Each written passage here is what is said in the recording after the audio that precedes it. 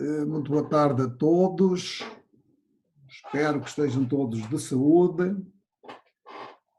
Em nome da nossa sociedade e em nome do Departamento de Direito do Trabalho e Segurança Social, dou-vos as boas-vindas e apresento-vos os nossos cumprimentos e agradecimentos por estarem presentes.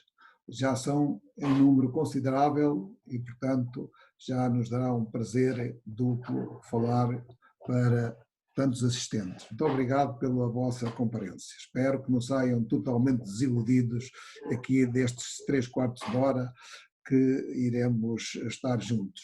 Muito obrigado.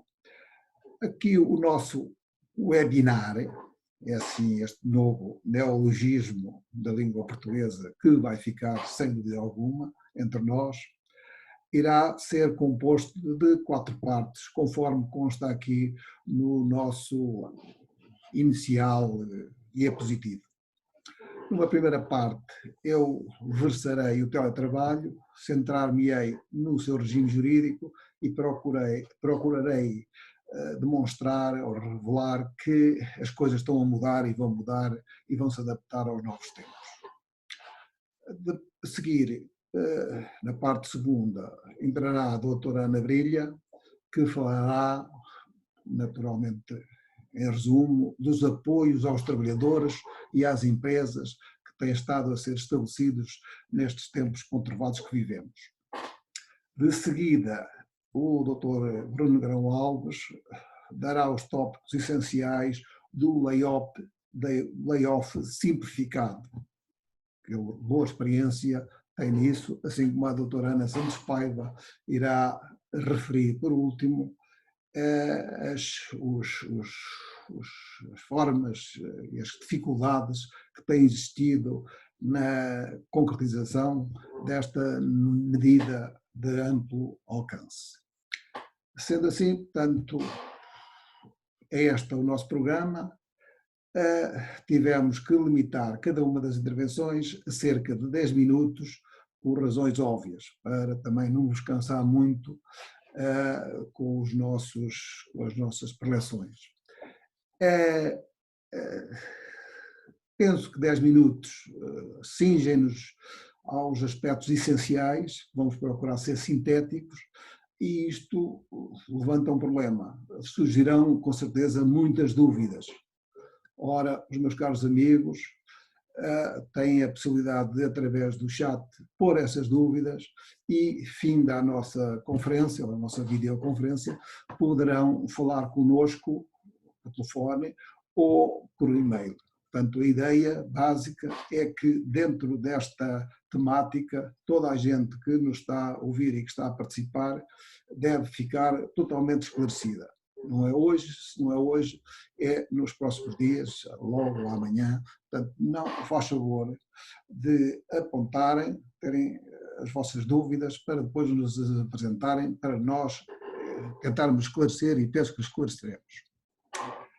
Também não posso deixar de vos pedir desde já desculpa e a vossa compreensão para as falhas que eventualmente iremos ter. É a primeira vez que fazemos isto.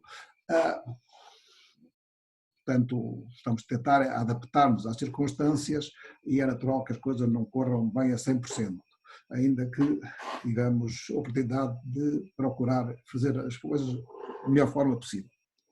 Isto, no fim de contas, é uma forma de adaptação aos novos tempos, seguindo aquela regra velha de Charles Darwin, que disse, e penso que é verdade, que o mundo não é dos mais inteligentes, não é dos mais espertos, é daqueles que se vão adaptando às realidades que vão evoluindo.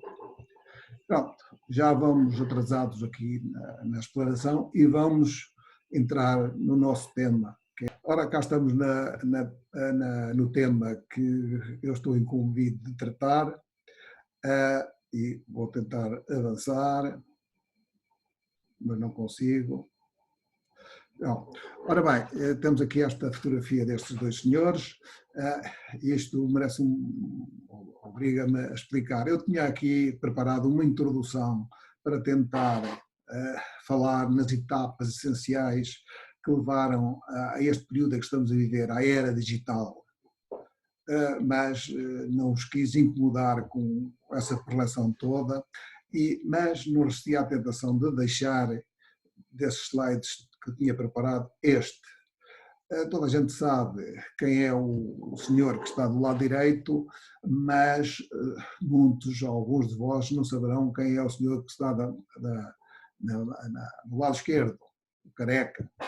Ora, é um cientista alemão também, muito conhecido lá na Alemanha, desconhecido no resto do mundo, que é Max Planck. Max Planck, que é que tem de importante para o mundo digital que vivemos? É ele o pai, foi ele o pai, o avô deste nova época que estamos a passar e que estamos a encetar e que vamos ter nestes tempos próximos. Foi ele que, antes até de Einstein, descobriu, concebeu e matematicamente comprovou, tudo física teórica, que a energia atómica, a energia que passa através dos átomos em todas as formas de matéria, é controlável, é quantificável. É ele, o homem, que concebeu a física quântica. E que importância é que isto tem? É que todos os nossos computadores, todos os nossos telemóveis, toda esta aparelhagem moderna baseia-se precisamente na física quântica, portanto, no controle da energia atómica, as energias atómicas leves. É esta pequena homenagem que deixamos aqui ao nosso Max Planck, deixando de falar no Einstein, que sabem mais ou menos o papel que teve. Sendo certo que o Einstein só teve esse papel porque o Max Planck aceitou os escritos dele lá na revista, etc. Mas deixamos estes pormenores e vamos tentar avançar para darmos mais uma ideia, ou solidificarmos as ideias sobre o teletrabalho. Antes disso, este slide tem aqui os pontos essenciais da economia digital. O que é que há de essencial aqui a salientar e que todos conhecem já? É o papel fundamental das plataformas. Nós hoje vivemos à volta de plataformas. Este videoconferência, este simples gesto, esta simples reunião está à volta de uma plataforma. Está tudo nas plataformas. Para além das redes sociais e os dados, etc., deixamos este pormenor, não vos vou amassar com isso, que aliás são de conhecimento geral, mas salientar o papel, lembrar do papel fundamental destas construções informáticas dominadas por plataformas. Tentando avançar, vamos passar quais são as consequências, estamos já a entrar no direito do trabalho, ou no direito, ou no mundo direito, até aqui esta explanação é apenas meramente introdutória.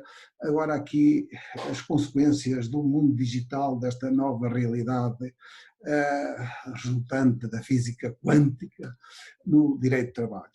Também não vou abordar estes pormenores todos, mas vou salientar aquilo também que vocês sabem. É o problema da precarização nas relações de trabalho. Tudo passou a ser precário neste mundo. Há informáticos por todo o mundo a construírem novos programas.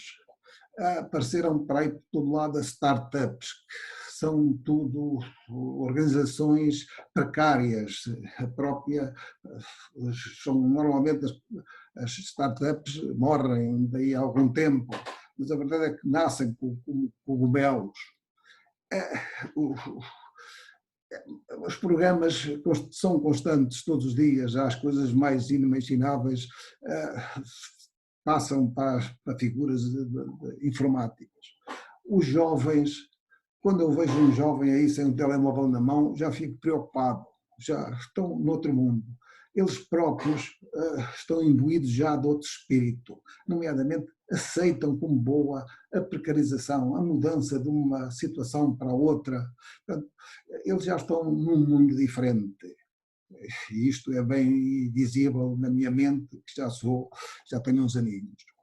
Portanto, era para salientar este aspecto, para compreender melhor o teletrabalho e a sua evolução no futuro. Tentando avançar, e agora está a funcionar bem, portanto já estamos aqui no teletrabalho e a falar do teletrabalho. Antes de mais, pretendia dar uma noção geral do que é o teletrabalho. Portanto, como sabem, é uma forma, é um modo de prestar o trabalho, inconcebível aqui há 20 ou 30 anos, em que pode ser prestado, portanto, é a prestação de trabalho à distância, não está aqui esta palavra, mas talvez devesse estar o elemento essencial, trabalho à distância. Pode ser com subordinação jurídica ou com autonomia jurídica. Já vamos ver, este ponto é essencial e não podemos esquecer. Portanto, a prestação do trabalho com subordinação jurídica às ordens de alguém ou com autonomia, portanto, por conta própria. Já vamos ver melhor isto vai ter uma repercussão tremenda no mundo jurídico. Depois, o teletrabalho não é aquele que é prestado em casa, é aquele que é prestado fora da empresa. Mas isto também da empresa também já tem muito que se diga. Antigamente o que era uma empresa? Era uma fábrica, mais tarde passou também a ser escritórios, mas era um lugar fixo. Hoje também isto está-se a desvanecer tudo e a empresa pode estar em vários lugares e até pode nem ter sede ou pode não ter um lugar próprio ou fundamental para poder exercer e para poder fazer coisas brilhantíssimas e produzir bens e serviços, etc. Portanto, isto também é o próprio conceito de empresa, também está em modificação, em evolução, naturalmente. Portanto, o trabalho fora do local que normalmente era a empresa, será o trabalho. Depois, o recurso à telemática. A lei utiliza a expressão recurso às tecnologias de informação e comunicação, portanto, à telemática. Eu diria melhor que já está desadequado isto. Eu penso que é através do recurso à internet. Portanto, todo o trabalho que é feito através da internet. Já agora, não está aqui no slide e devia estar, mas outro ponto essencial. O teletrabalho vai servir para todo e qualquer trabalho. Não é só o trabalho de escritório, chamamos-lhe assim, não é só os cálculos, as informações, as preparações. A própria, reparem, já há cirurgia feita à distância. Os cirurgiões estão num lugar, estão a fazer a operação no doente a quilómetros ou no outro continente. E qualquer dia também se faz as operações lá no espaço.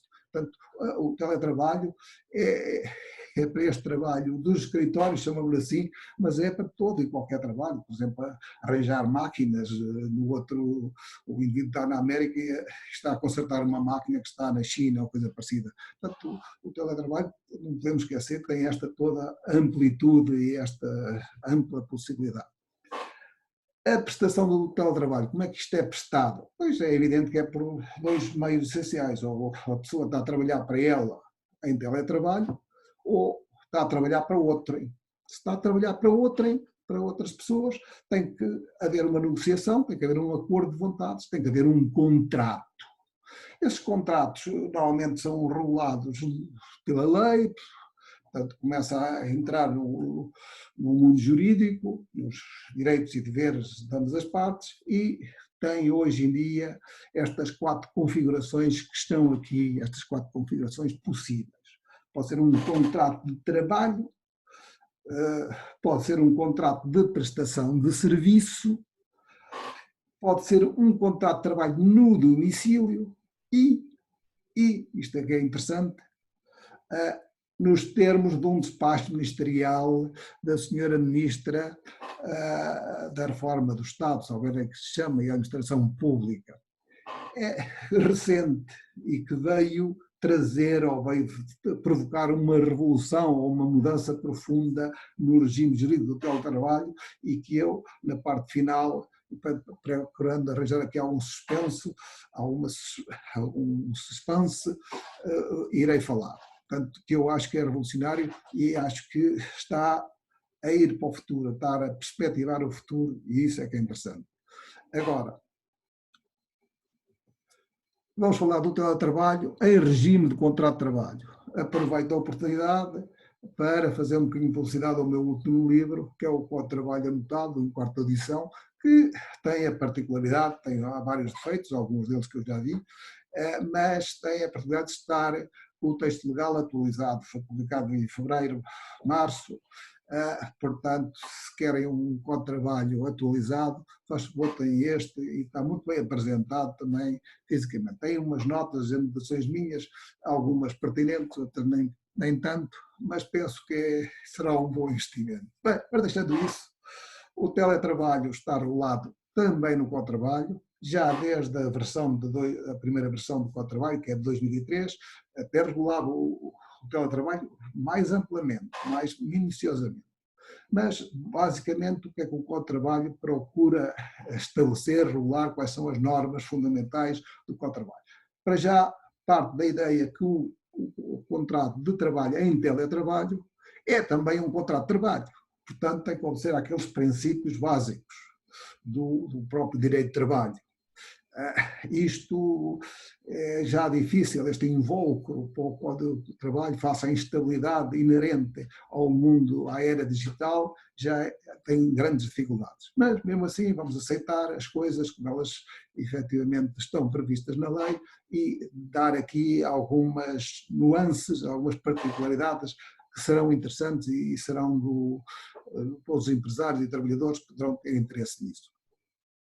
Em primeiro, portanto, a prestação de trabalho é a prestação subordinada, não é autónoma. Portanto, subentende que o trabalhador está em casa ou está onde estiver a trabalhar, mas está subordinado, tem que obedecer às ordens, tem que ter um horário em relação à entidade empregadora. Portanto, trabalho, considera-se trabalho subordinado. É difícil compatibilizar a subordinação do trabalho à situação nova que se levanta. De qualquer maneira, é uma tentativa do legislador de regular, em termos clássicos, a prestação de trabalho do teletrabalho. Depois, permite a lei que o contrato de trabalho normal passe a ser, por acordo, em teletrabalho. Porém, estabelece um limite de 3 anos e prevê que as convenções coletivas de trabalho possam limitar. Não sei bem porque é este limite, mas também há um período experimental. Portanto, se houver mudança de trabalho, prestação de trabalho normal para prestação de trabalho em teletrabalho, há um período experimental em que ambas as partes podem voltar atrás.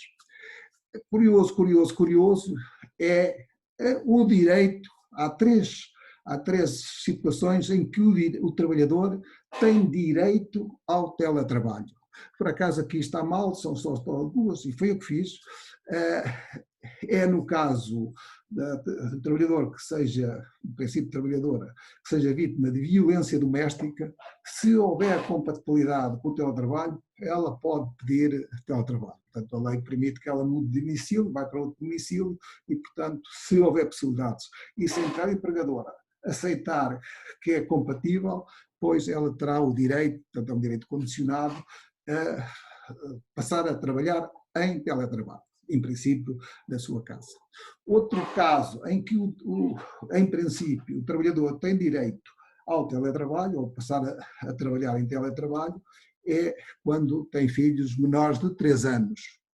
E não terceiro caso, que por azelice minha não está aqui evidenciado, que é no caso de transferência, quando o trabalhador é transferido do local de trabalho, se o trabalho for compatível, pode exigir que passe a teletrabalho. É interessante estas previsões, as três, nomeadamente esta última.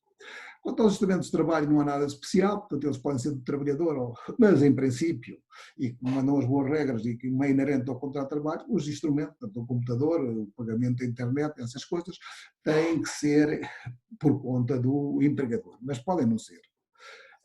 Ao trabalhador está estabelecido que ele apesar de estar em sua casa, o patrão não pode controlá-lo, mas tem que respeitar a sua privacidade.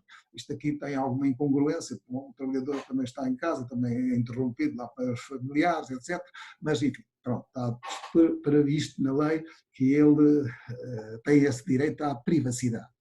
Depois, aqui também está mal, também tem o direito a participar nas estruturas de representação coletiva dos trabalhadores, nas ERTs. Portanto, ele pode ser delegado sindical, não obstante estar a trabalhar em sua casa ou noutro lugar qualquer, ele pode participar na vida sindical e na vida associativa dentro da empresa. Mas que era evidente, ainda que fisicamente não deve ser fácil.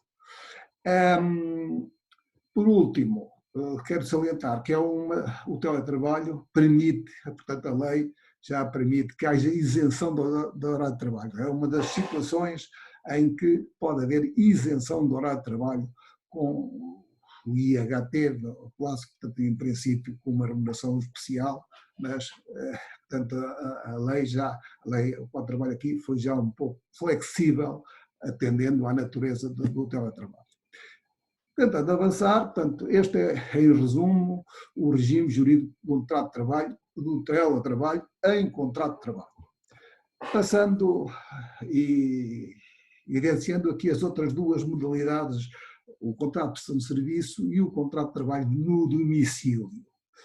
O contrato de prestação de serviço está regulado no Código Civil, vamos ver melhor, portanto, é um contrato privado, é um contrato baseado na lógica, em que há autonomia e o que interessa é o resultado do trabalho, portanto, a autonomia jurídica e económica por parte do trabalhador. No contrato de trabalho no domicílio, que está regulado nesta lei que está evidenciada, a Lei 101 de 2009, é um contrato já muito antigo, mas era reservado a profissões humildes. É curioso que ele adapta-se ao teletrabalho agora, mas foi concebido e foi estatuído não para o teletrabalho, mas para as profissões humildes. Normalmente as empresas, as fábricas davam os artifícios ou davam os instrumentos e o trabalhador ia para a sua casa e fazia lá as peças, ou de calçado, ou de vestuário, ou outra questão, e depois trazia e ganhava a peça, portanto, e se esse trabalhador se dedicava quase exclusivamente a essas tarefas, portanto, passava a haver subordinação jurídica, passava a haver subordinação económica e não subordinação jurídica. Portanto, o trabalho era desenvolvido com autonomia, mas com esta dependência económica, dado que as fontes de rendimento do trabalhador seriam basicamente aquelas fornecidas pela empresa. Esta lei 101, o que ela fez, ou a lei que antecedeu, o que ela fez de essencial foi permitir que estes trabalhadores se inserissem na Segurança Social, na Previdência na altura e agora na Segurança Social. Ora, avançando para o próximo slide, e cá está ele, portanto, uma resenha do contrato de prestação de serviço, que é o contrato por excelência e é o contrato que se adapta a esta instabilidade, esta flexibilidade, esta mudança constante da era digital e do trabalho na era digital. É um contrato já muito antigo, foi estudado e implantado em grande escala pelos romanos, portanto é um oriundo já do trabalho. O contrato de trabalho é que é recente, é um filho da Revolução Industrial, portanto é só do século XVIII, século XX, é que o contrato de trabalho tem o seu apogeu e tem a sua regulamentação própria, e disciplina própria, e estudos próprios. O contrato de prestação de serviço sempre existiu, que baseia-se na liberdade das partes. Enquanto o contrato de trabalho vê o trabalhador como uma parte mais fraca e, portanto, protege, estabelece regras especiais, no contrato de prestação de serviço não se vê a qualidade dos contraentes, das contratantes, vê-se apenas a lógica dos interesses, portanto, há liberdade plena. Está muito ligado ao individualismo próprio dos contratos. O contrato é a figura por excelência que regula juridicamente as relações sociais. Toma lá, dá cá, troca isto por aquilo e tal, para as pessoas se irem satisfazendo os seus interesses em termos de reciprocidade. Este é o contrato de serviço, é o contrato que irá vingar o teletrabalho, não tenho qualquer dúvida, e penso que ninguém terá, que é o contrato que se adapta, a forma contratual que se adapta ao teletrabalho, conforme ele está a aparecer e está a desenvolver-se. O que interessa basicamente ao ao beneficiário do trabalho é o resultado. Se o trabalhador está a trabalhar de noite, de dia, ou em qualquer lado, não me interessa muito. Interessa é que realmente o programa, o relatório, o estudo venha bem feito e a tempo e a horas. Não, portanto, trabalho autónomo, trabalho independente. É evidente, isto economicamente tem vantagens e tem inconvenientes. As pessoas mal preparadas podem ter grandes dificuldades em conseguir negociar contratos em termos razoáveis, isso é uma evidência. Portanto, não há vela sem senão, e no contrato de serviço os senões serão muitos para muita gente, para muita gente. Mas a sua lógica é a da inevitabilidade no futuro. Eu volto a dizer que o contrato de trabalho não vai morrer amanhã ou para o ano, mas face a este surto de epidemia que estamos a viver, o mundo vai mudar e vai mudar muito para o contrato de serviço, vai mudar muito para o teletrabalho, que vai dizer. Continuando. Ora bem, vamos agora falar no tal despacho, que eu acho que é muito interessante. Aliás, já são 2 despachos. Este quadro que tem à frente é uma resenha de quase toda a legislação que apareceu sobre trabalho durante de março para cá. Começa precisamente no despacho de 2 de março e não está completo. Mas, como vem aqui a amarelo, tem aqui este despachozinho 3614D. Da tal ministra, como é que se chama? Eu tenho para aqui apontado, ministra da Modernização do Estado e da Administração Pública. Sem dúvida alguma, o nome é pomposo. Ora, o que é que este despacho teve para objetivo? Teve para objetivo adaptar a legislação do estado de emergência e a concretização do estado de emergência à função pública. O que é que diz essencialmente? Diz que os trabalhadores da função pública, os trabalhadores em funções públicas, podem, em princípio, toda a gente deve prestar a sua colaboração para ficar em casa em teletrabalho. É o princípio geral. Mas depois há exceções. De qualquer maneira, estes diplomas, grande parte deles, o princípio é sempre o mesmo e batem na ideia de que o desejável, por razões óbvias, o desejável é que os funcionários, os públicos, passem a prestar o seu trabalho no domicílio e, portanto, em teletrabalho. Mas este despacho, em parte, veio concretizar a necessidade de adaptar o teletrabalho à realidade atual. Ora, passando para a frente, mas aí que estamos. Está aqui também uma síntese do que é que diz este despacho. Este despacho foi confirmado por um despacho da mesma ministra de ontem, portanto está confirmado e vai se manter enquanto permanecer o estado de calamidade em que nós estamos a viver. À partida, a função pública do teletrabalho é regulado pelo Código de Trabalho. Como sabem, o regime jurídico do trabalho em funções públicas remete em muitas matérias para o Código de Trabalho. Uma delas é o teletrabalho. Portanto, à partida, a senhora ministra podia dizer que os funcionários públicos, os trabalhadores em funções públicas ficariam em casa a trabalhar no seu domicílio, em teletrabalho, muito bonito, mas respeitando as normas que estão no Código de Trabalho. No entanto, é evidente que estamos a viver uma situação de crise, uma situação fora do comum, mas a necessidade impôs que o despacho desrespeitasse, ainda que legalmente, desrespeitasse as normas do Código de Trabalho e estabelecesse algumas normas novas. Uma delas deixou de ser formal, portanto, mais outra, não era a vontade dos trabalhadores, as hierarquias é que mandam se o trabalhador tem que estar no local de trabalho ou se pode exercer as suas funções em teletrabalho. Portanto, isto não há acordo do trabalhador, há uma decisão do empregador e o trabalhador tem que aceitar, tudo em conflito com o Código de Trabalho. Depois, estabelece alguns requisitos, mas são estes essenciais. Portanto, as normas que estão no Código de Trabalho não serviam e tiveram de ser transgredidas para a situação em que vivemos. Agora, a questão é esta. Isto vai voltar tudo ao mesmo quando acabar a pandemia, e esperamos que acabe o mais breve possível, ou irão manter-se estas novas regras, portanto, nomeadamente a mudança para o teletrabalho e do trabalho normal para o teletrabalho, se resulta da vontade unilateral do trabalhador ou tem que haver acordo.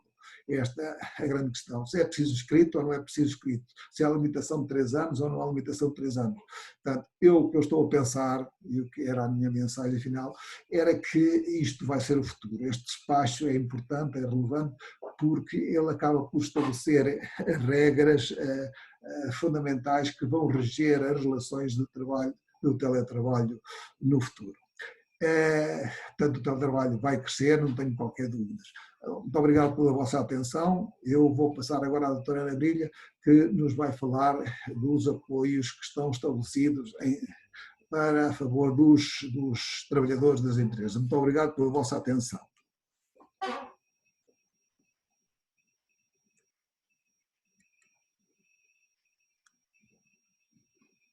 Eu vou pedir só à doutora Ana Santos Paiva, a nossa anfitriã, para me dar acesso novamente. Já tem?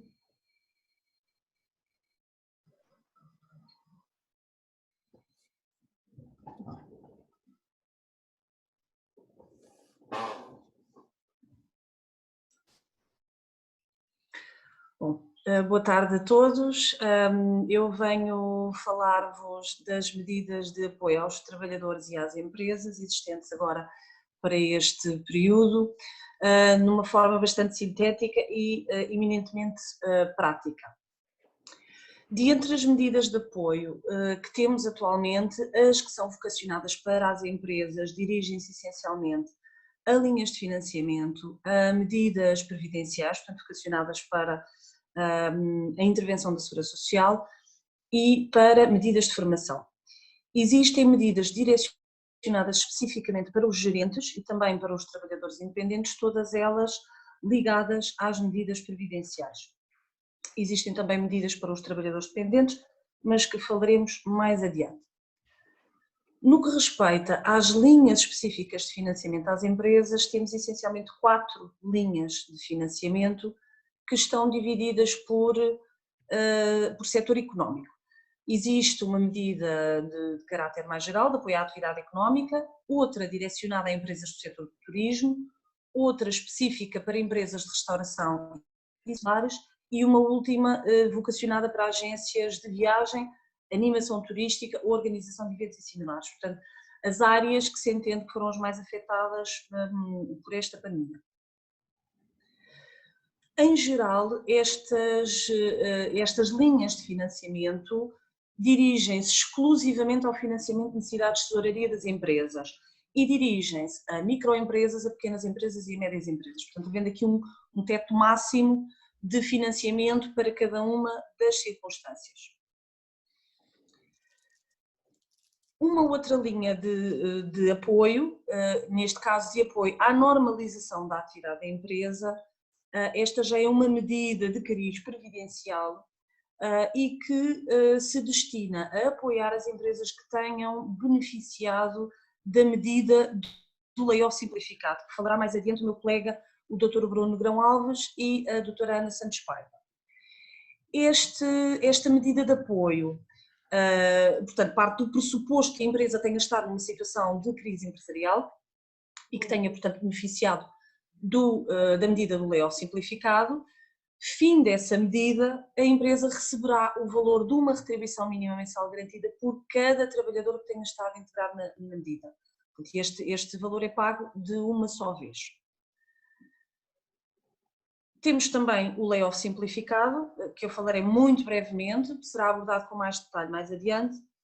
O layoff simplificado é uma medida que adotou este nome, mas que se dirige essencialmente a um apoio à manutenção dos contratos de trabalho. Portanto, este apoio destina-se ao pagamento das remunerações dos trabalhadores, tem a duração mensal, sendo prorrogável até 3 meses, e está associada à isenção do pagamento de contribuições a cargo da entidade empregadora. Portanto, a empresa beneficiando desta medida, os 2/3 destinados ao pagamento das remunerações serão em 70% comparticipados pela Segurança Social. Para as empresas que não tenham beneficiado da medida do layoff simplificado, uma vez que este já implica a isenção do pagamento de contribuições, poderão beneficiar do diferimento do pagamento de contribuições. Portanto, isto é uma medida oficiosa, não está dependente de requerimento, e as empresas que necessitem de recorrer a esta medida, para tanto basta que paguem 1/3 das contribuições que seriam devidas no mês a que respeitam e os restantes 2/3 pagam de forma diferida em prestações iguais e sucessivas nos meses de julho, agosto e setembro ou nos meses de julho a dezembro. Associada à medida do layoff simplificado, existe um apoio extraordinário relativo à formação. Portanto, paralelamente ao benefício desta medida, as empresas que recorram ao layoff simplificado podem também beneficiar de um segundo apoio ligado à qualificação dos seus trabalhadores. Portanto, pela realização de ações de formação, naturalmente indexadas à mesma duração do regime do layoff simplificado, portanto, medidas, ações de formação com a duração de um mês, que podem ser prorrogáveis e podem inclusivamente ser realizadas à distância, e neste caso tem uma comparticipação por parte da Segurança Social da Bolsa de Formação. Por outro lado, para as empresas que não tenham beneficiado da medida do layoff simplificado, mas ainda assim queiram facultar formação aos seus trabalhadores, portanto isto é uma medida alternativa para quem não tenha tido acesso ao layoff simplificado, podem também organizar ações de formação com a duração de um mês e são comparticipadas até 50% da retribuição normal mensal daquele trabalhador através de uma bolsa de formação. Para os gerentes e para os trabalhadores independentes temos outro tipo de medidas, ainda que com algum paralelo. No caso dos gerentes temos o apoio extraordinário à redução da atividade económica e para os trabalhadores independentes temos o incentivo à atividade profissional e outras medidas previdenciais. No caso do apoio extraordinário à redução da atividade económica, ela dirige-se naturalmente a gerentes de empresas, mas também a outros membros de órgãos estatutários de fundações, associações ou cooperativas e destina-se à reativação da atividade económica. Portanto, esta matéria foi alterada aqui há relativamente pouco tempo e das alterações principais são um aumento do limite de faturação, que ascendeu agora a 80.000 euros, e a empresa passa também a poder ter ao seu serviço trabalhadores. Isto irá permitir alargar aqui bastante o leque de empresas, e neste caso de membros de órgão estatutário, abrangidos por este apoio. No que respeita ao incentivo à atividade profissional, portanto já vocacionado para trabalhadores independentes, estes trabalhadores têm que estar já registados neste regime no mês de março e vão receber um apoio financeiro mensal, que pode ser prorrogável até 3 meses e que é calculado com base na média da faturação tida, portanto na faturação anual tida, até ao final do mês de fevereiro deste ano.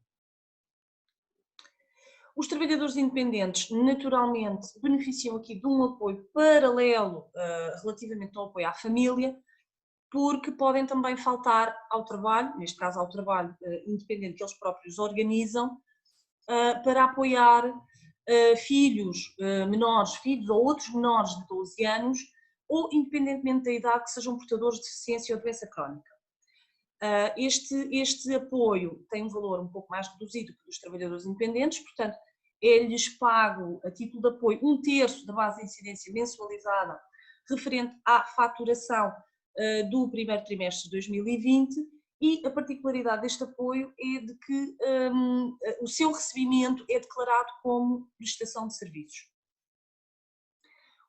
Os trabalhadores independentes podem também beneficiar do diferimento do pagamento de contribuições, paralelamente e de forma similar àquilo que sucede com as empresas, também de forma oficiosa, desde que paguem 1/3 do valor das contribuições no mês em que é devido, podem oficiosamente, portanto não carece de diferimento, pagar os restantes 2/3 em prestações iguais e sucessivas nos meses de julho, agosto e setembro ou de julho a dezembro.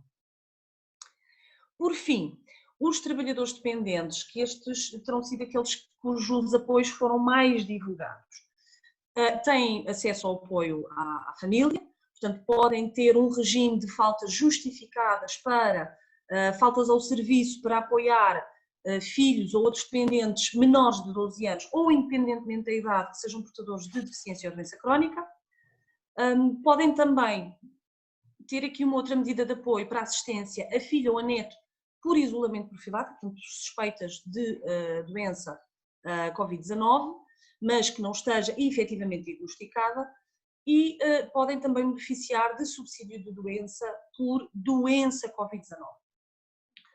Estes apoios depois serão articulados, uma vez que têm um período relativamente reduzido, nomeadamente o subsídio por isolamento profilático e por doença Covid-19, tem a duração naturalmente do isolamento profilático, portanto tudo o que ultrapasse os 14 dias já irá ser abrangido pelo regime geral.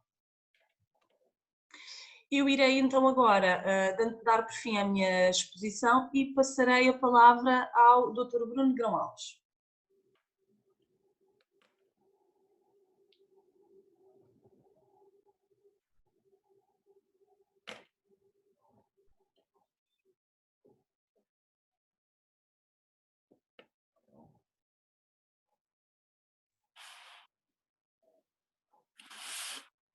Muito boa tarde a todos. Aqui cumprimentar desde já os meus co-palestrantes nesta sessão e todos aqueles que me estão a ver e a ouvir, o Dr. Alfides já o fez. Agradecer efetivamente a aula de Física Quântica com que o Dr. Alfides Martins nos presenteou, e eu temo também ter que dar aqui alguma aula de culinária, porque penso que a mim calhou a fava nestes apoios e nesta situação que tenho que efetivamente vos transmitir. De facto, a medida em causa, a medida major de todo este processo foi efetivamente o layoff simplificado, e parte de vós, juntamente comigo e com o nosso escritório, acompanhou o que foram as dificuldades de avaliação do que era isto. Começou por ser uma coisa que se chamou layoff simplificado, e de nós utilizarmos o nome, mas era tudo menos um layoff. Com o evoluir da situação, de facto aproximou-se, e o tal Decreto-Lei 10G de 26 de março, de facto transfigurou aquilo que era, começou na tal portaria que está identificada no slide, transfigurou num regime muitíssimo mais próximo ao layoff simplificado que conhecemos por parte do Código de Trabalho. Efetivamente, como vimos, no início havia apenas uma condição de elegibilidade para que as empresas pudessem recorrer ao layoff simplificado. O tal Decreto-Lei 10G permitiu, ampliando outras situações, quer seja o encerramento da atividade por determinação legal ou regulamentar, quer seja a limitação daquele período de referência, criando outras situações alternativas para a queda de faturação, quer seja também esclarecendo na suspensão das cadeias de abastecimento global, o que é que efetivamente se podia tirar daqui para questões de cancelamento de reservas, cancelamento de encomendas, que levou efetivamente a que as condições de elegibilidade fossem o mais amplas possível. Esperamos que, pese embora a volatilidade seja hoje menor do que foi naquela segunda quinzena de março, primeira quinzena de abril, que as regras não mudem para esta primeira prorrogação, que muitos de vós efetivamente já estarão, ou até para a segunda prorrogação, porque estamos sempre a contar que possam haver aqui soluções inventivas que retirem um bocadinho de estabilidade àquilo que está determinado. Efetivamente, quanto à documentação, depois de muita confusão inicial, já surgiu o tal formulário, o tal anexo está aí referido. Contudo, e isto aconselho todas as empresas a fazer um dossiê físico e ou digital com toda a documentação e mais vale pecar por excesso do que por defeito, toda a documentação que efetivamente ateste tudo aquilo que possa ser o fundamento do motivo utilizado no layoff, quer seja documentação contabilística para aferir da diminuição dos 40%, face aos períodos em que isso é tal permitido, a questão do cancelamento de reservas, a questão do fecho efetivo dos estabelecimentos em determinada altura. Tudo isso é efetivamente essencial manter para o futuro, porque vão haver fiscalizações efetivamente e essas fiscalizações vão olhar para todas estas matérias. Para além disto, como sabem, e aqui a aproximação ao layoff simplificado, porque na versão inicial não se previa a suspensão do período normal de trabalho, até porque previa que as pessoas continuassem a trabalhar com redução, com suspensão, a receber o valor de uma suspensão, mas que não havia suspensão nenhuma.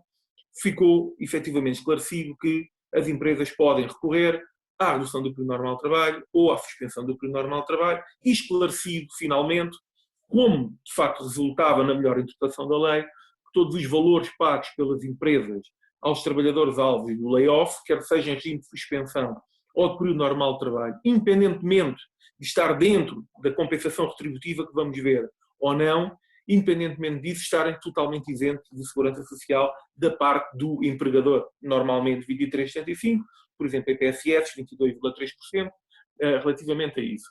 De salientar apenas, como vocês sabem, que esses valores têm um limite mínimo e têm um limite máximo, ou seja, o trabalhador em regime de layoff tem direito a receber 2/3 da sua remuneração normal e líquida. Esta questão da normalidade também já ficou esclarecida, é tudo aquilo que tem a caráter de regularidade, que constitua retribuição, tudo aquilo que é regular não entra. Contudo, tem um limite mínimo, que é da aplicação dos 2/3 perante o valor da retribuição normal e líquida, não pode resultar um valor inferior a 635 euros, e a comparticipação direta por parte da Segurança Social a um trabalhador que recebe muito mais do que isso, não vai para além dos 3 salários mínimos nacionais, como aqui está referido. De salientar que estas compensações retributivas são alvo de redução se os trabalhadores, efetivamente, encontrarem outro emprego durante o período, por exemplo, da suspensão. Outra novidade relativamente ao layoff tradicional e mais recente é que isto não é assim se os trabalhadores passarem a exercer funções noutro emprego em determinadas áreas, nomeadamente saúde, logística, distribuição, sendo certo que existe a obrigação do trabalhador a informar a empresa, mas se não a informar, a empresa não sabe e poderá, de facto, dar problemas na segurança social se a pessoa começou a trabalhar e, começando a trabalhar, se foi num destes setores, como é que isso vai ser verificado?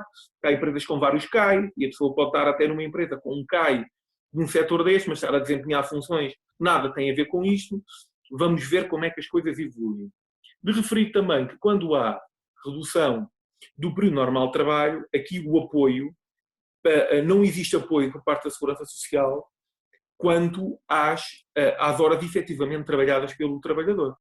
Estas são pagas diretamente e na totalidade pelo empregador, beneficia esse valor da isenção do pagamento dos 23,75% para a Segurança Social.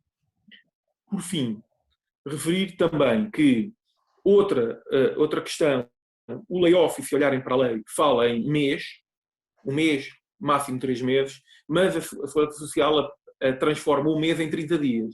Ora, por exemplo, o mês de maio vai de 1 a 31 de maio. O período do layoff, e sob pena de indeferimento, porque efetivamente houve várias situações de empresas que viram os seus pedidos inicialmente recusados porque o prazo era superior a 30 dias, aplicam esta lógica que um mês equivale a 30 dias. Ou seja, 3 meses equivalem a 90. Por isso vamos ter layoffs efetivamente a terminar no dia 29 de junho, ou no dia 28 de junho, ou o que quer que seja. Depois, por fim, referir que várias dúvidas ainda surgem. Tem a ver com isto. Imaginemos que uma das empresas utilizou um determinado motivo para a fundamentação do layoff inicial. Muito bem. Contudo, esse motivo deixou de existir. imaginemos suspensão das cadeias de fornecimento global. Mas hoje já tem uma redução de 40% da faturação. O que fazer, uma vez que é preciso prorrogar agora o layoff, mas o formulário de prorrogação de layoff não tem motivo. O que é que há que fazer aqui? Apresentar novamente os documentos iniciais? Apresentar o documento de prorrogação de layoff e nada dizer? Provavelmente esta será a melhor opção, sendo certo que, como referi lá atrás, façam favor de se munirem do máximo de informação contabilística para, se houver fiscalização, explicarem. Olha, eu tenho aqui a documentação que a partir deste momento eu estava nessas condições. A prorrogação do layoff não permitia. Iniciar um novo processo de layoff parece que não faz sentido e vai com certeza criar vários problemas na avaliação da segurança social relativamente a isto. Depois, também, a obrigação de reinício no prazo de 8 dias das empresas da atividade após o termo da obrigação de encerramento. Também se colocam aqui várias questões. Que reinício de atividade é esta? Basta um trabalhador? Se forem vários estabelecimentos, basta um? É preciso todos? Em que termos é que isto vai acontecer? A partir de quando? Imagino que se insere num estabelecimento, num espaço comercial, que apenas exige, que apenas determinou que o reinício seja no dia 1 de agosto. Como fazer? O que fazer? De facto, é uma situação complicada, parece-nos que efetivamente o reinício da atividade tem que ser um reinício mínimo, porque não é quantificado em termos legais. Basta um trabalhador, numa empresa com 20, basta lá estar um, e efetivamente a funcionar ao público, ou seja, um restaurante a funcionar ao público, uma creche a funcionar ao público, um consultório de dentista a funcionar ao público, em moldes reduzidos, mas pode ser isto, ou, Deus queira, em modos amplos. Depois, estas empresas, vamos esperar que, terminando isto, e como a doutora Ana Briga referiu muito bem, existe aquela medida de apoio à normalização da atividade, que aí já será pago pelo IFP e não pela Segurança Social, mas eu temo que, para a grande maioria dos setores, estes 3 meses não chegarão.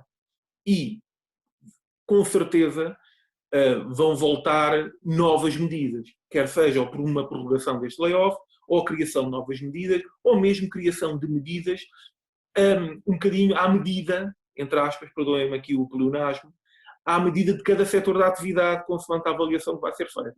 E aí, tudo isto e esta lógica pode mudar ou manter-se, estamos cá efetivamente para acompanhar e, com isto, efetivamente, a minha filha de 3 anos vai continuar a dizer layoff, layoff, layoff, porque no último mês era a única coisa que ela ouvia e fartava-se de dizer. Por isso, agradeço a vossa atenção, estamos disponíveis para responder a vossas questões. Agora, para uma questão mais operacional relativamente a estas situações do layoff, eu passaria a palavra à minha colega, a doutora Ana Santos Paiva. Muito obrigado e boa tarde.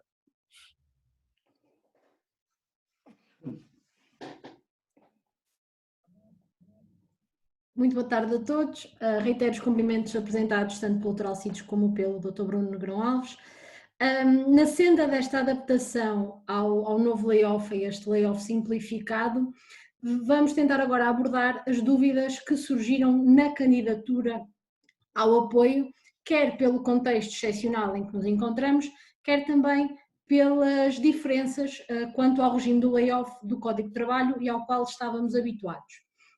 A empresa, comunicando aos trabalhadores a intenção de candidatar a este apoio, tem então de formalizar a sua candidatura junto do Instituto da Segurança Social. Este instituto disponibilizou 2 formulários, 2 documentos, um deles o requerimento da situação de crise empresarial e um anexo, aliás mais conhecido até como o anexo, com dados gerais e com a listagem dos trabalhadores abrangidos. Uma primeira questão que se levanta aqui é na hipótese de existirem trabalhadores de mais do que um estabelecimento. Ora, neste caso, a empresa deve enviar apenas um requerimento e um anexo, independentemente do número e da quantidade de estabelecimentos.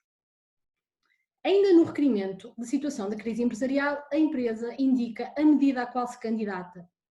E neste caso será sempre ao apoio extraordinário à manutenção do contrato de trabalho e não ao layoff previsto no Código do Trabalho, indicando, entre outros elementos, o número de trabalhadores abrangidos e respectivo período de suspensão de contrato de trabalho ou período de redução de atividade.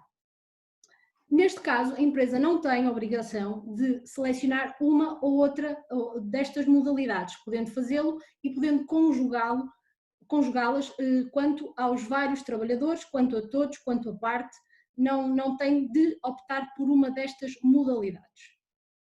Ainda no requerimento da situação de crise empresarial, a empresa tem de indicar o motivo que levou ou que originou a necessidade de se candidatar ao apoio.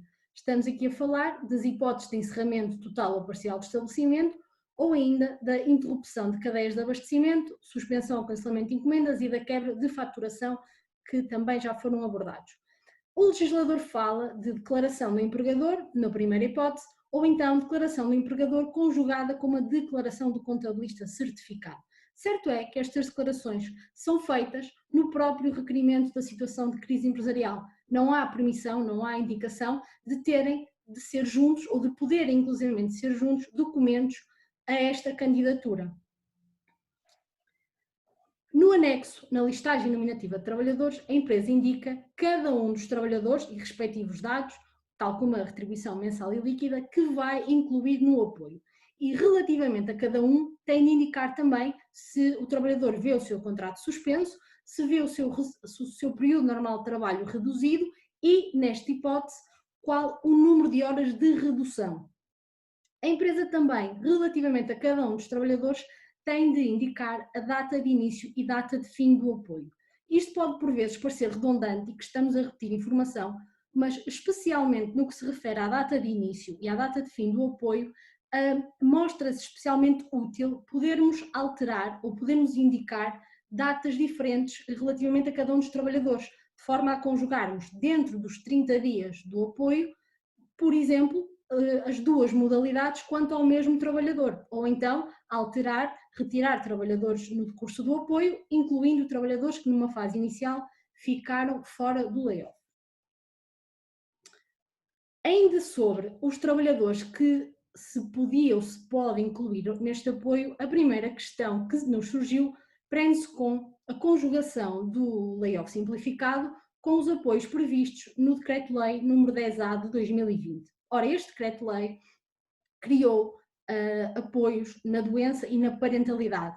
É o caso, por exemplo, dos apoios para assistência a neto e filho por isolamento profilático ou o apoio excepcional à família com origem no encerramento dos estabelecimentos de ensino. Neste caso, os trabalhadores a usufruir destes apoios têm uma premissa que é a necessidade de assistência à família. Ora, a prestação de trabalho não permite a assistência à família, portanto, a inclusão destes trabalhadores ou não no layoff depende da modalidade adotada pela empresa. Isto é, se a empresa optar pela redução do período normal de trabalho, aliás, vamos pôr as coisas de outra maneira, se a empresa optar pela suspensão do contrato de trabalho, necessariamente o trabalhador, ou não é exigida ao trabalhador, a prestação efetiva de trabalho. E neste caso, o trabalhador poderá permanecer em casa, prestando assistência à família, inserido no layoff e já não inserido no apoio previsto no Decreto-Lei 10A. Contudo, se a empresa optar por se candidatar ao layoff simplificado, mas reduzindo apenas o período normal do trabalho dos trabalhadores, a necessidade de prestar assistência fica ou entra em conflito com a necessidade de prestar assistência, dada a exigência de prestação efetiva de trabalho, ainda que num período reduzido. Nestes casos, então, o trabalhador não deverá ser incluído no layoff até que cesse a situação de necessidade de prestar assistência. Ainda no âmbito do Decreto-Lei nº 10A, foram aprovados apoios e subsídios na doença, como seja pelo subsídio por isolamento profilático e o isolamento por doença Covid-19, e neste caso, ao contrário até do regime do Código de Trabalho, ao qual estávamos habituados, é entendimento do Instituto de Segurança Social que o trabalhador de baixa, seja por isolamento profilático ou por doença Covid-19, não deve ser inserido no layoff. E o mesmo relativamente aos trabalhadores que vulgarmente conhecemos como os trabalhadores que se encontram de baixa, com incapacidade temporária para o trabalho. tanto no caso da doença Covid-19 como na doença do regime geral, o trabalhador apenas deverá ser inserido no layoff quando cessar aquela impossibilidade temporária para o trabalho. E também a este entendimento já no que se refere à licença parental. Cessando esta impossibilidade, a empresa o que terá que fazer é submeter um novo requerimento de candidatura apenas quanto aos novos trabalhadores, isto é, os trabalhadores cujo o impedimento cessou, incluindo-os com data fim igual ao requerimento inicial. Já no que se refere aos trabalhadores de férias ou com férias marcadas, o pressuposto do layoff é evitar os despedimentos por razões económicas, tentando auxiliar as empresas nos custos com os seus trabalhadores, enquanto tentamos também ultrapassar esta situação excepcional. Ora, tal como previsto no Código do Trabalho, tanto a suspensão como a redução não prejudicam a marcação e o gozo de férias. Por isso, se neste caso a empresa se visse impossibilitada de incluir os trabalhadores, teria sempre de lhes pagar, relativamente aos dias que estivessem a gozar férias, a retribuição igual à que ofeririam numa situação de trabalho efetivo, razão pela qual a resposta quanto aos trabalhadores de férias ou com férias marcadas no decurso do apoio é que sim, devem também ser incluídos no layoff simplificado. Preenchidos os dois requerimentos, são enviados em conjunto através do site da Segurança Social Direta, mas existem dois procedimentos que a empresa tem ainda de adotar. Um deles é o registro do IBAN na Segurança Social Direta, para que o Instituto da Segurança Social proceda ao pagamento dos apoios, e ainda prestar consentimento no site da Autoridade Tributária para a consulta da situação fiscal pelo Instituto da Segurança Social. Findos então os 30 dias do período de duração inicial do layoff, é possível requerer a prorrogação até um máximo de 90 dias. Ora, perto das datas de requerimento da prorrogação, surgiu a indicação pelo Instituto da Segurança Social que a prorrogação apenas podia ser pedida depois de recebida uma decisão de concessão do apoio. Casos houve, contudo, em que as empresas se depararam com o pagamento do apoio sem serem notificadas de qualquer decisão. Nós consideramos que, tendo a empresa efetivamente recebido o pagamento do apoio e estando em condições de pedir a prorrogação do apoio, deve fazê-lo sem aguardar qualquer tipo de notificação, com vista, acima de tudo, a obstar a atrasos no pagamento do apoio relativo ao período de prorrogação. Os documentos instrutórios da prorrogação são semelhantes aos da candidatura inicial, no requerimento e o respectivo anexo. Contudo, no requerimento não é possível indicarmos, obviamente, à medida à qual nos candidatamos, estamos a prorrogar o apoio excepcional ao extraordinário à manutenção dos contratos de trabalho, e também, como também já foi referido pelo Dr. Bruno Negrão Alves, não podemos alterar ou indicar os motivos que levam à prorrogação ou à necessidade de prorrogação do apoio.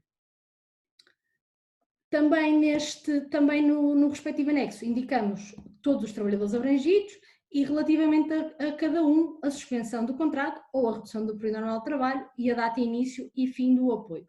Uma das questões que se levantou quanto à listagem de trabalhadores era se existia algum tipo de vinculação quanto aos trabalhadores indicados no requerimento inicial.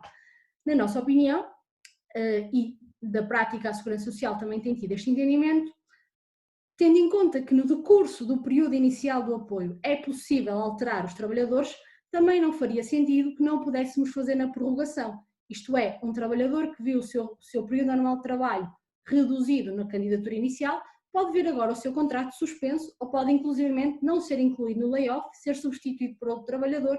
Não há aqui qualquer vinculação aos trabalhadores incluídos na candidatura inicial.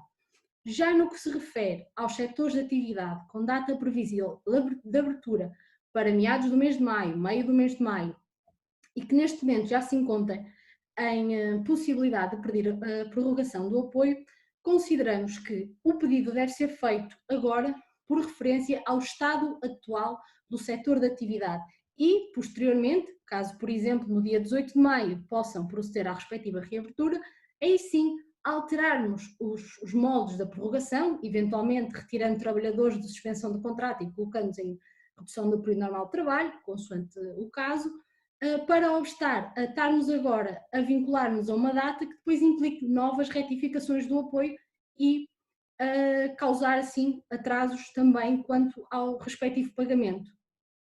Temos noção que estas são apenas parte de algumas das dúvidas que este layoff simplificado trouxe.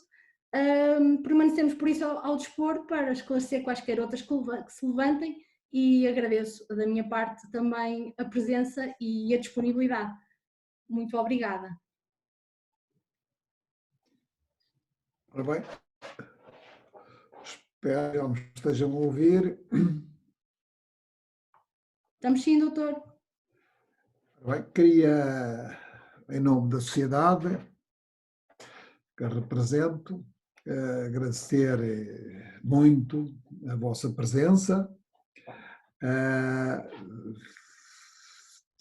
também a vossa atenção, que eu creio que existe, já que há várias reações que eu já verifiquei, portanto, houve atenção da vossa parte e interesse, e para nós é realmente uma satisfação grande, e foi um prazer tê-los, portanto, na nossa companhia.